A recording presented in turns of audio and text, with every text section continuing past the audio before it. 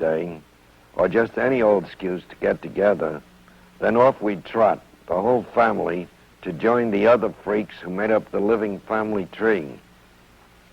It always seemed astounding to me how jolly they were in our family, despite the calamities that were always threatening.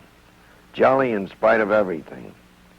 There was cancer, dropsy, cirrhosis of the liver, insanity, thievery, mendacity, buggery, incest, paralysis, tapeworms, abortions, triplets, idiots, drunkards, ne'er-do-wells, fanatics, sailors, tailors, watchmakers, scarlet fever, whooping cough, meningitis, running ears, chorea, stutterers, jailbirds, dreamers, storytellers, bartenders, and finally, there was Uncle George and Tante Amelia, the morgue and the insane asylum.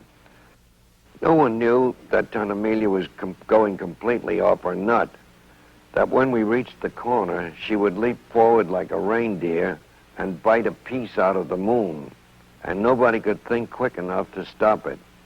Just like that it happened, in the twinkle of a star. And now I'm going to tell you what those bastards said to me.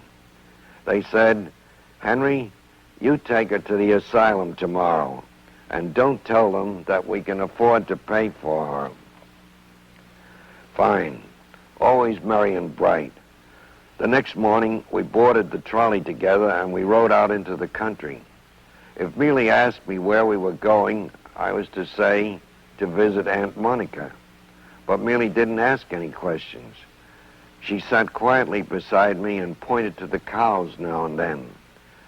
She saw blue cows and green ones. She knew their names.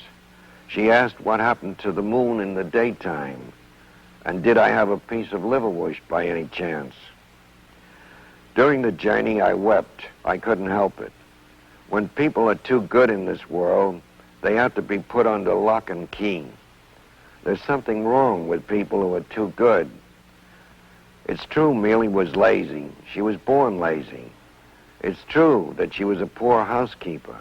It's true she didn't know how to hold on to her husband when they had found her one. When Paul ran off with the woman from Hamburg, she just sat in a corner and wept. The others wanted her to do something, put a bullet into him, raise a rumpus, sue for alimony. But Mealy sat quiet. She wept. She hung her head. She was like a pair of torn socks that are kicked around here, there, everywhere, always turning up at the wrong moment. And now she's very tranquil, and she calls the cows by their first name. The moon fascinates her. She has no fear because I'm with her, and she always trusted me. I was her favorite. Even though she was a half-wit, she was good to me. The others were more intelligent, but their hearts were bad.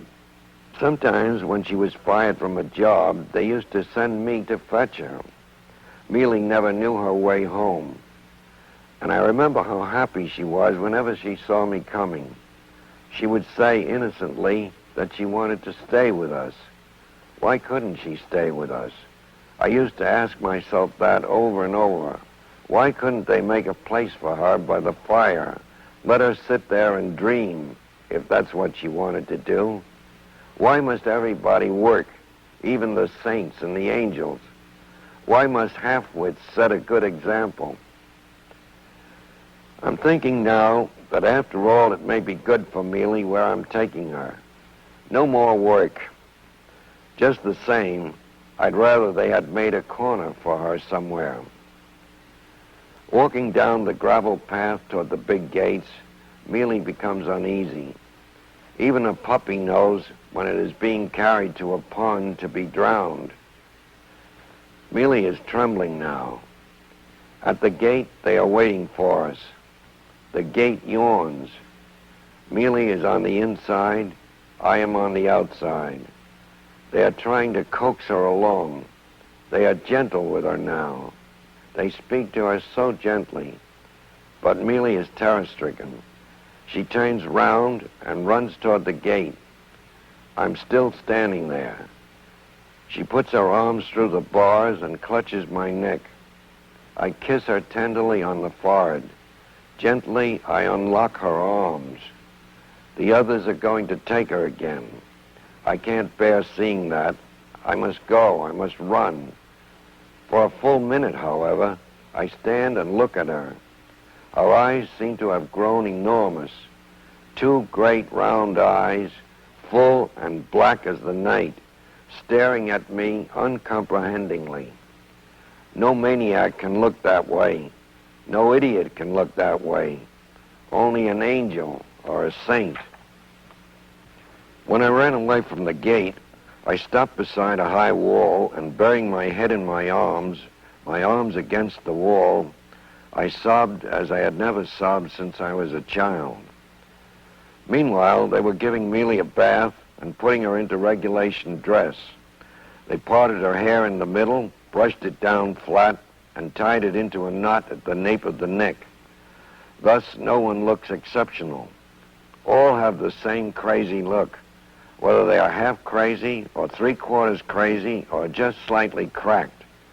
When you say, "May I have pen and ink to write a letter?" they say yes, and they hand you a broom to sweep the floor.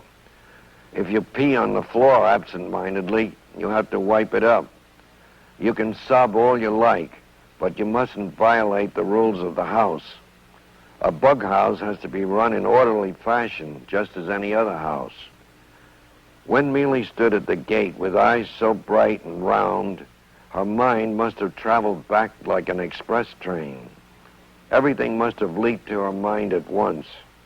Her eyes were so big and bright, as if they saw more than they could comprehend, bright with terror, and beneath the terror, a limitless confusion. That's what made them so beautifully bright. You have to be crazy to see things so lucidly, so all at once. If you're great, you can stay that way, and people will believe in you, swear by you, turn the world upside down for you. But if you're only partly great, or just a nobody, then what happens to you is lost.